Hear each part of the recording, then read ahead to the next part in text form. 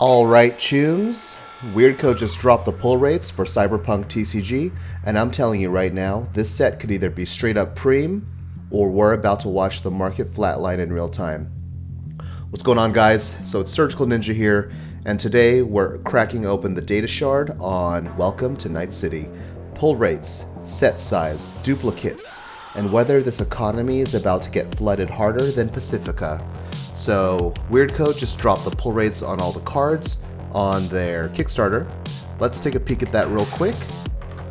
Alright, so here we go. Let's do this little set breakdown and jack in. So in this set, we have 60 commons, 32 uncommons, 32 rares, 12 epic rares, 4 secret rares, and 31 iconic rares, which are alternate artwork versions of other cards. So that's 140 unique cards, 171 if you're including the alternate arts. So yeah, that's a small set, chooms. Real small for a core set.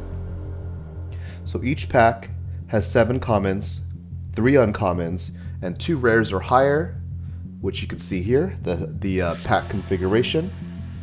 That sounds Nova on paper, but in Night City, nothing's ever that simple. Because of the Kickstarter, we hit a stretch goal where they included 2 hits of rares or higher per pack. So that's where the 2 rares or higher slot comes from. And in an announcement, they also released that they will also do that for the local game store booster box, which is a 24 pack box. Okay, so the pull rates. So here's what Weirdco dropped. Rares are more than once per pack. Right over here we have the pull rates paragraph. Rares can be more than 1 time per pack. Obviously, there's 2 slots for a rare. Epics are about 1 in 4 packs. Secrets are 1 in 24, and iconics are 1 in 18. Translation: that means the streets are about to be flooded with rares and epics. Alright, so here's where my optics start glitching. With only 32 rares, 12 epics, and 4 secrets, and 2 rare slots per pack, choom, you're gonna hit duplicates fast. Like, you won't just see dupes, you're gonna be swimming in them like you fell into the bay with chrome concrete boots. Okay, so we've seen this brain dance before, right? Let's talk about Sorcery TCG. So if you guys follow the channel, you know I just got into Sorcery TCG and absolutely love that game. So set one, it came out also on Kickstarter. They had 403 cards and 18 curios. Those curios are like super rare. They're 1 in 50 booster boxes or something crazy. They didn't even release it. That's just what the community kind of figured out. And it actually felt amazing, right? And their Kickstarter box also had exclusive art that only came in the Kickstarter box, which is similar to this. So that's going well so far, right? So their set 1, amazing. And then Arthurian Legends came out. So Arthurian Legends is their first set box after their base set. That set had 220 cards. And whoo, they hit duplicate city. So people kept pulling the same stuff with 220 cards, and that's just the mechanically unique cards in the set. People kept pulling the same stuff, so value tanked and the hype dipped. So literally anything that isn't a unique card, and even most uniques, the value at the time, the value on that set kind of changed, but that's a topic for another day. But when it released, for the first year when that set released, the value tanked hard, except for the 1 or 2 cards that were competitive, like Ring of Morgan or Morgana Le Fay. So yeah, Cyberpunk, this core set is only 140 cards. Yeah, that's even smaller, choom. So if people were like getting crazy about Arthurian Legends with 220 cards, you bet people are going to go Cyber Psycho with 140 cards in set 1 for Cyberpunk. Alright, but hold up. Let's not flatline this thing yet, okay? Because small sets, they can work. So let's talk about Pokemon. So Pokemon base set. The base set for Pokemon had only 102 cards. That's tiny, right? And you might say Pokemon's different because it's a huge IP. But when Pokemon dropped in Japan in 1996, right after the Game Boy games, schools turned into straight up cardboard stock markets. Kids were trading, flipping, hustling cards like mini corpo brokers.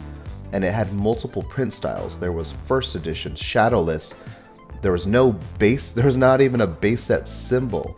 So that created scarcity, variance, chase, and boom, legendary status like years later, right? So let's look at Magic the Gathering. So everyone knows what Magic the Gathering is. Let's flip the script.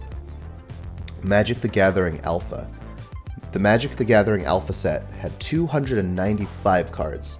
That was massive for its time, and back then there was no online orders, no TCG player, no instant buyouts. You got what you pulled or what you traded. So what happened? Players built decks with what they had, even jank, even trash commons, and those cards, they meant something. People still have those old garbage tier commons today. Like, they kept them because they bonded with them. That's something modern TCGs kind of lost in the data stream. So Cyberpunk sits in this weird middle ground. It has a small set like Pokemon, but without confirmed scarcity layers yet. There's high pull rates, which kind of kills the rarity tension, and modern distribution, meaning singles will hit the market fast. So there's right now we're about, I think, we're almost about to hit 20 million in funding on Kickstarter, and I believe there's still 5 more days to go. 20 million. I'm gonna actually assume at least 3 to 4 million of that funding is from investors, those crypto bros who are looking for a quick tendy, right? So I think they thought this might be a quick flip. Like, I don't even think they thought this would hit 20 mil. They might have thought 5 mil or under, but now that we're at 20 mil, there's no way they are going to be able to recoup their money. Because I actually think the price for booster boxes will go below what they are priced on Kickstarter, because it's a classic like stock market saying. When your stocks are high, or when everyone is greedy, you should be selling, and when everyone, wait, is that the saying? I don't even know. When everyone's greedy, yeah, you should be selling, and when everyone's scared, you should be buying. So everyone is all hyped up and buying boxes right now. And if you look at my comments, there's even people saying, oh yeah, bro, I'm gonna keep the Kickstarter exclusives and then sell the booster box for more than it's worth. No, that's not gonna happen. $20 million. There's so much product that you're hoping that there's going to be $20 million of product opened to get rid of all that supply, and there still has to be demand to want to buy your product. I don't think that's going to happen, especially with everyone who actually wants to play the game thinking they could sell their booster boxes for a profit, plus the investor bros buying in thinking they could have at the start of the Kickstarter buy this and sell at a profit, which isn't going to happen. So now they're going to be dumping their stock at a loss, because when everyone's selling at the same time and there's not enough buyers, everyone's going to start undercutting each other. And on top of that, you also have the local game stores with their local game store boxes. Those boxes are cheaper. They have less packs, of course, but I'm just saying that's even more supply. So yeah.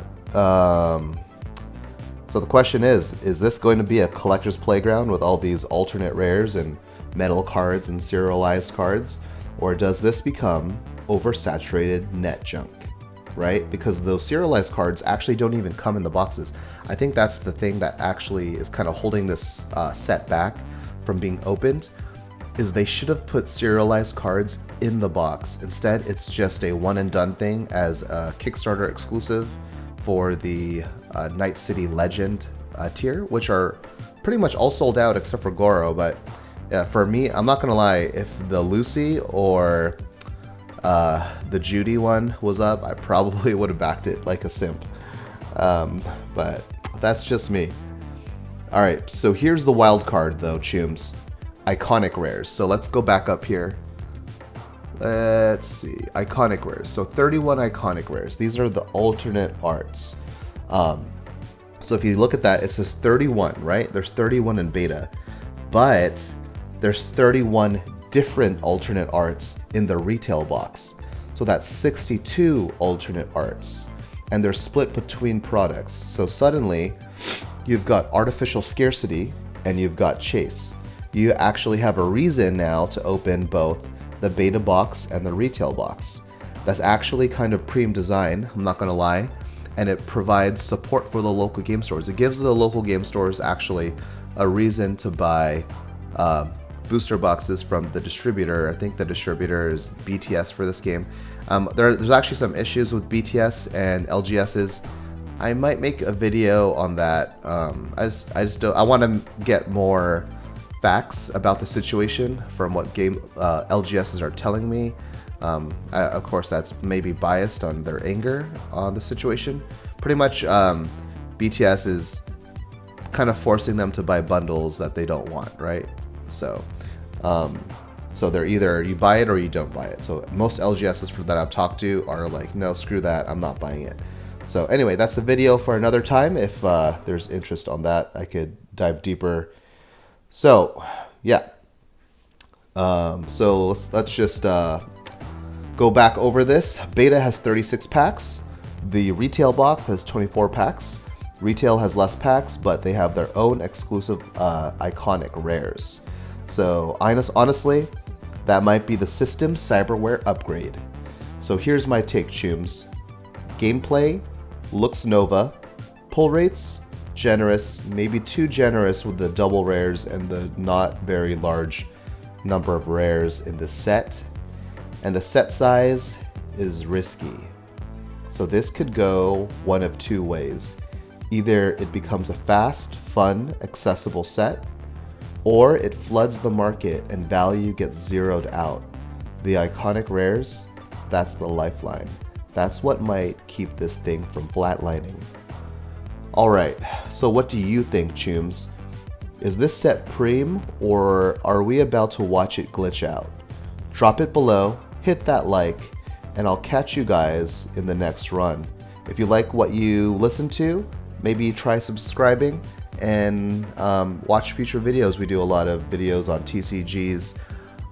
We do a lot of videos on Lego sets, fake and real. We just started getting into Gundam. Love the Gundam. Also, it's just amazing watching it build. It's just like a different thing watching it build up from nothing compared to Lego. But Lego's still cool. They're both different strokes for different folks. Anyway, I'll catch you guys later. Stay chromed.